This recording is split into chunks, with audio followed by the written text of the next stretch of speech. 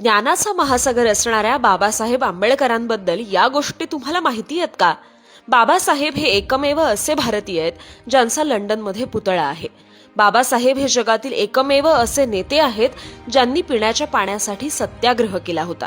बाबासाहेबांची आत्मकथा कोलंबिया युनिव्हर्सिटीमध्ये अभ्यासक्रमाचा भाग आहे.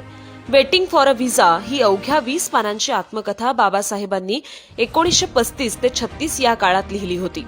बाबासाहेबांनी एकूण 21 वर्ष शिक्षण घेतलं आणि तब्बल 64 विषयांमध्ये मास्टर्स डिग्री मिळवली होती. तसंच बाबासाहेब पुस्तकांशिवाय राहूच शकत नव्हते. मुंबईतील राजगृह या त्यांच्या निवासस्थानी 50,000हून अधिक पुस्तकं होती. ही त्या काळातील सर्वात मोठी पर्सनल लायब्ररी होती.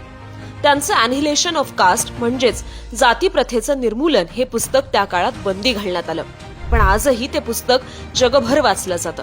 कामगारांसाठी 8 तासांचा कामाचा दिवस, गरोदरपणात पगारी रजा असे अनेक महत्वाचे कायदे अस्तित्वात आणणारे बाबासाहेब होते.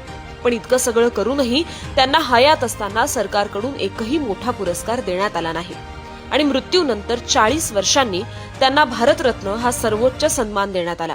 ज्यांनी पाण्यासाठी लढा दिला, पुस्तकातून शस्त्र बनवलं आणि संविधानातून कोट्यावधी लोकांना माणूस म्हणून उभं केलं, अशा या महामानवाबद्दल तुम्हाला अधिक माहिती असेल तर नक्की कमेंट करा आणि संवाद सेतूला फॉलो करा.